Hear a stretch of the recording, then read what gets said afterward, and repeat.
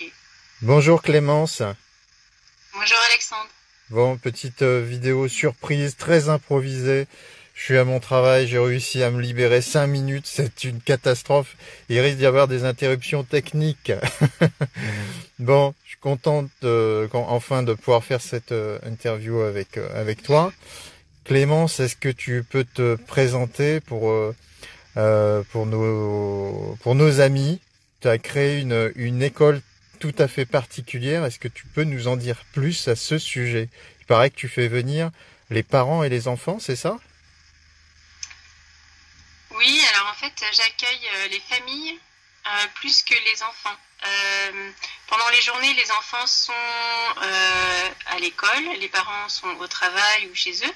Par contre, régulièrement, nous organisons des rencontres où nous parlons de notre positionnement d'adulte par rapport à l'enfant et de la pédagogie qui est pratiquée et vécue ici.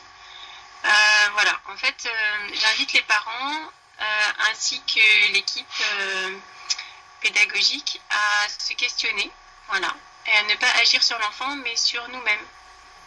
D'accord. Voilà, Donc, c'est là où je parle d'accueillir la famille euh, de manière globale. Voilà. alors, les parents viennent carrément à l'école, c'est ça? Alors, en fait, ils ont l'occasion de venir observer. Bon, pour l'instant, ça s'est pas encore beaucoup produit parce qu'en fait, on est en école jeune. On est dans la 3e année de fonctionnement. Et voilà, on a vécu la première année, le chaos de la première année. Voilà, avec les départs dans l'équipe, les départs de famille, des arrivées. Enfin voilà, ça a été une première année à l'image de beaucoup de premières années d'école. Ensuite, la 2e année a été plus posée. Et cette année, de nouveau, nous avons eu un changement d'équipe en partie. Et voilà. Donc, nous avons ouvert petit à petit. Donc, c'est des parents de l'école qui gèrent l'association, qui gèrent l'école. Donc, voilà, ce sont des parents qui prennent les décisions. Nous souhaitons être le plus possible, on va dire, à l'horizontale. Mmh. Voilà, chacun sa particularité et ses décisions. Voilà, c'est comme ça qu'on aime travailler, qu'on a envie de travailler. Mais alors, plus précisément, qu'est-ce qu'ils apprennent les parents à l'école? Alors en fait, c'est donc une école à pédagogie Montessori. Mmh.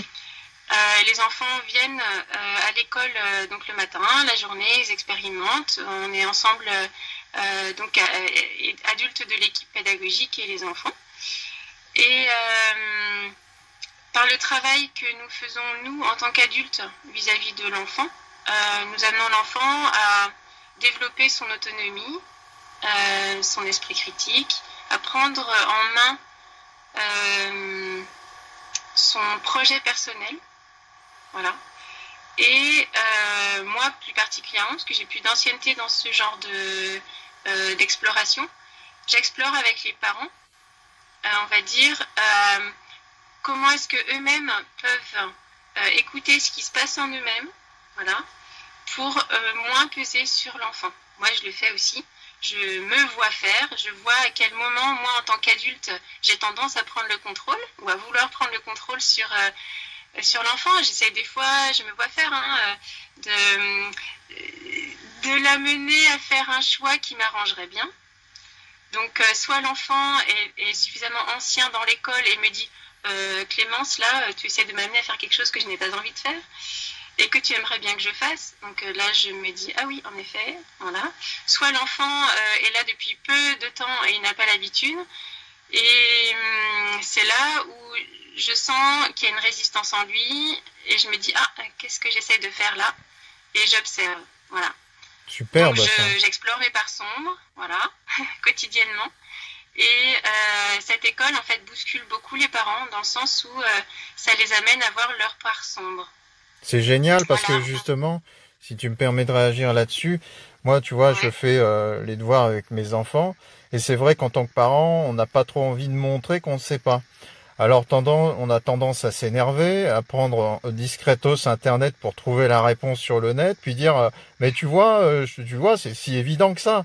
Alors, c'est ce jeu d'ego que tu arrives à lisser au final, parce que les parents arrivent eux-mêmes à réapprendre des choses. Du coup, les enfants, si je comprends un peu la logique, se disent bah papa ou maman apprend en même temps que nous, donc c'est sympa et ça devient beaucoup plus ludique, non? C'est ça l'idée? Alors c'est très ludique, mais d'abord c'est très inconfortable. Parce qu'en tant qu'adulte, d'oser voir qu'on a voulu, on va dire, pas montrer qu'on sait pas, que notre ego a voulu avoir raison sur l'autre, c'est pas évident. Ça amène à accueillir le fait que, ben oui, on a envie de prendre le contrôle. Voilà. Et c'est pas beau.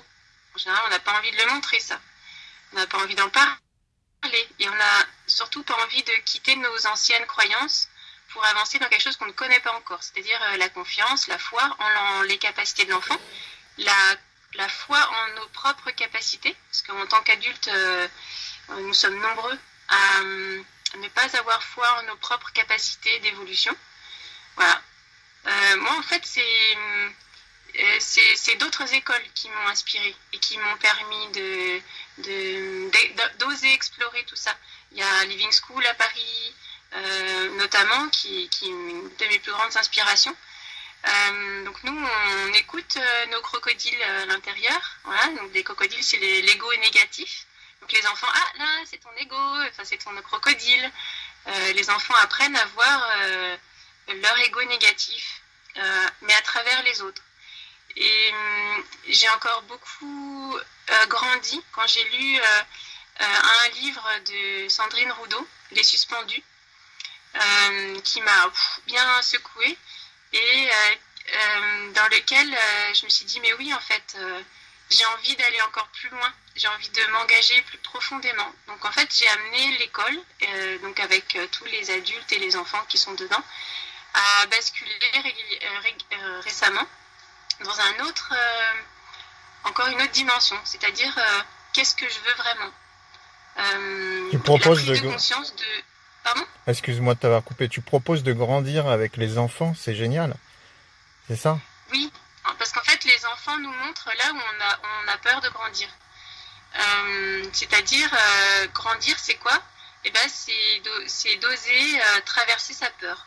C'est d'oser traverser sa part sombre que l'on voit ou qu'on ne veut pas voir. Parce qu'on a tendance à voir chez l'autre ce qui va pas, quelque chose qui nous agace, qui nous énerve. Donc on montre l'autre, on montre l'enfant, on montre l'autre adulte, en disant mais c'est la faute de l'autre, c'est la faute de l'autre. Et moi ça va, je suis blanc. Voilà. Or, tant qu'on est dans cette dynamique-là, et ben en fait on grandit pas. À partir du moment où on accepte l'idée que l'autre nous montre ce qu'on ne veut pas voir de nous-mêmes, à partir du moment où on accueille cette... voilà, comme dit Sandrine Roudot et comme disent beaucoup d'autres personnes aussi, c'est à partir du moment où on accepte que l'autre eh bien, est complémentaire de moi, c'est-à-dire qu'il me permet de me faire miroir, de voir ce que je ne veux pas voir de moi-même, et du coup de me montrer là où je peux encore grandir en humanité. Voilà, à partir de ce moment-là, eh bien, dès qu'on accueille ce positionnement différent, là on se permet de grandir. Voilà, mais c'est juste, voilà, il y a des fois on y arrive, puis des fois j'invite les parents, et comme je m'invite moi-même à me dire, bah là aujourd'hui je suis pas prête à grandir là-dedans. Voilà, je me sens que je résiste, je suis pas prête, j'ai pas envie. Okay. Voilà. Et puis à un moment donné, bah, je serais prête à sauter, à faire du base jump dans ma peur. Mmh. Voilà, parce que c'est ça, c'est un saut dans l'inconnu. Gnotis sauton, connais-toi toi-même, c'est ça.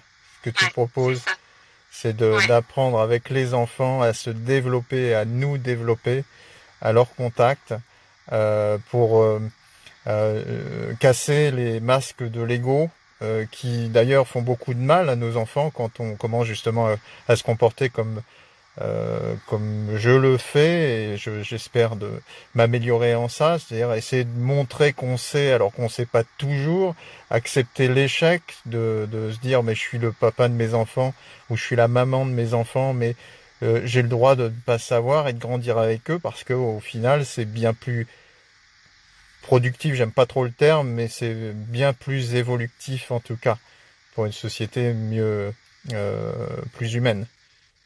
Ouais.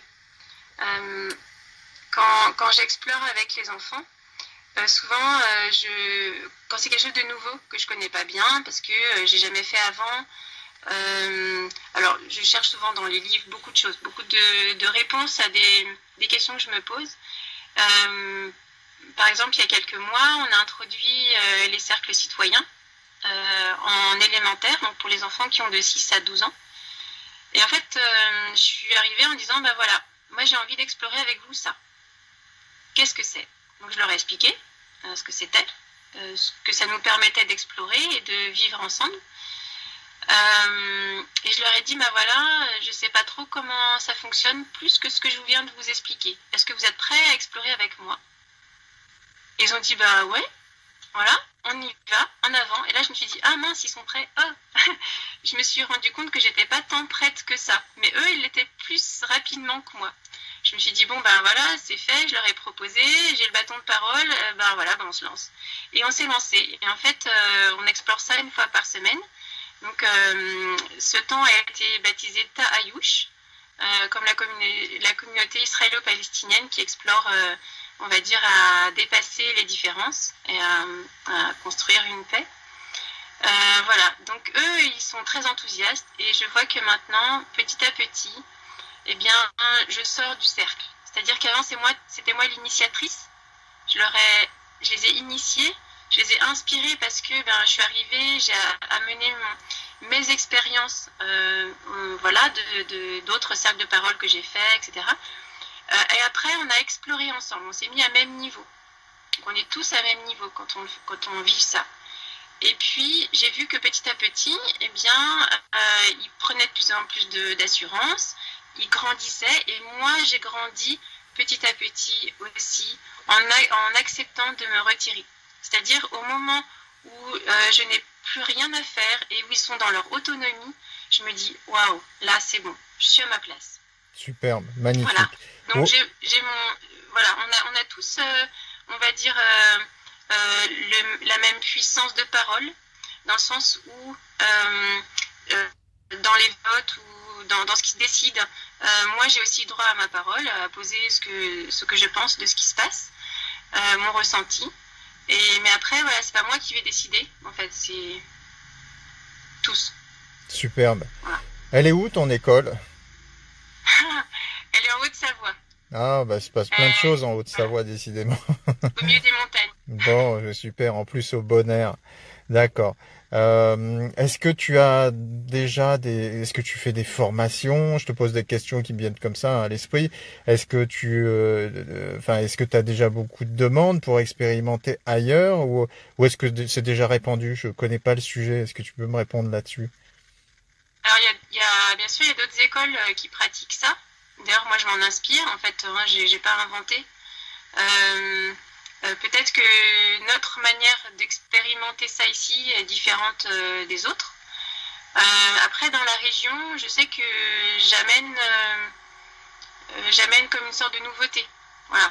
Dans la région, en tout cas dans les écoles Montessori de la région, c'est quelque chose où il y a beaucoup de questionnements par rapport à ce que je fais. C'est pas commun. Et là, récemment, j'ai rencontré la communauté de communes. Mmh. Donc j'étais très en joie, au début très stressée et très en joie ensuite d'avoir vu des personnes intéressées parce que moi j'ai envie de travailler au-delà des murs de l'école et de faire des passerelles entre privé et public, entre les pédagogies. Voilà, en fait on est tous ensemble. Je crois qu'on n'a plus le temps d'avoir des querelles de clocher. Je crois profondément qu'en fait c'est seulement tous ensemble en se tenant la main dans la main qu'on arrivera on va dire à dépasser tout ce qui freine et tout ce qui dessert les enfants actuellement. Voilà. En fait c'est qu'en acceptant de grandir ensemble qu'on offrira aux enfants quelque chose de cohérent, de juste. Voilà. Ok. Est-ce que vous avez déjà expérimenté donc cette relation enfants, parents et animaux? Est-ce que vous avez déjà fait quelque chose comme pas ça? encore.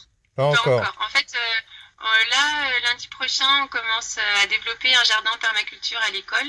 Donc j'espère qu'après, voilà, comme elle est neuve, en fait, on n'a pas eu encore le temps d'explorer tant de choses que j'aimerais explorer. Bien sûr, ça me plaît. On n'a pas encore non plus les compétences pour ça, ni peut-être la personne qui a ces compétences-là. Voilà. Et tu me parlais de formation. Moi, j'aime bien partager mon expérience, mais après de me sentir prête à organiser des formations, j'en suis pas encore là. D'accord. J'ai pas fini d'explorer et voilà. Ok. Ouais. Si tu avais un message à faire passer, ce serait lequel? Euh, Actuellement, je suis dans qu'est-ce qui te met en joie. Bon, formidable. Ça. Formidable. Voilà. Clémence, comment les gens qui sont intéressés par ce que tu fais peuvent te contacter? Est-ce que tu es d'accord là-dessus, de au moins répondre, faire peut-être d'autres interviews, voire peut-être aussi recueillir les témoignages des enfants et des parents pour juger au résultat? Est-ce que c'est du domaine du possible, ça? Alors, une fois par mois, je propose aux parents de l'école et aux parents ou aux adultes, aux professionnels intéressés de se rencontrer voilà, on est tous assis en cercle, on parle d'un thème et c'est, on va dire, le point de départ pour des partages sur ce que les parents vivent voilà, de la présence de leur enfant dans l'école, pour les autres de parler de leur questionnement. En fait, voilà, l'idée c'est que j'amène un sujet, voilà, j'impulse, et ensuite, voilà, les parents échangent entre eux leurs expériences, leurs outils. De temps en temps, j'amène quelques petites choses. Voilà, donc c'est un peu de cette manière-là pour l'instant qu'on le fait. J'ai pas réfléchi plus que ça à ouvrir ou quoi. Je manque un peu de temps aussi. Voilà, le fonctionnement de l'école, même si maintenant il y a un conseil d'administration de l'association qui est très soutenant et les parents sont dans la majorité très engagés. Voilà, malgré ça, ça reste quand même une école à faire fonctionner et ça demande du temps, donc j'ai pas encore pris le temps de ça. D'accord. Mais je suis très ouverte à ça. Donc Ok. s'il y a des énergies et des motivations, welcome. Des énergies, ça Voilà. manque pas. Il y a une espèce de fédération d'énergie très positive qui est en train de se mettre en place, Ouais, justement, avec des gens à qui je pense qui réfléchissent le samedi. Je pense à mon ami Charles Maxence Laillé, qui est beaucoup sur ces questions environnementales, sociétales, qui est journaliste pour la revue Orps, pardon. Et toutes ces questions l'intéressent, le fascinent, et je crois qu'en ce moment même, au moment où le monde semble vaciller, il y a des choses qui sont en train de se tisser, comme dirait un ami, l'apprentissage, avec on apprend et on tisse des liens, et je pense que tu vas pas manquer d'énergie au besoin. On est là. En tout cas, un grand merci à toi. Je sais que merci à toi. il a fallu que tu discutes un peu avec ton ego, hein, avant de faire ce truc. À C'est cette ça. petite interview, t'as pris combien de thé au final? Ça, c'est la private joke pour finir. J'en ai pris 2 ce matin. Ah, bah ça va, en voie Ça va, d'amélioration. Encore un très ça va. grand merci à toi, Clémence. Merci à toi. Pour te contacter, c'est quoi ton adresse, Euh, enfin, sur Facebook, c'est quoi? Dans le site, alors soit Clémence Laloux, D'accord? voilà, soit sur le site de l'école, c'est l'école Montessori du Pays Rauchois. Ok. Voilà, Un très grand merci, une très belle journée à toi. Merci pour ce que tu apportes à merci. ce monde. À bientôt. À bientôt. Je coupe le direct. Hop.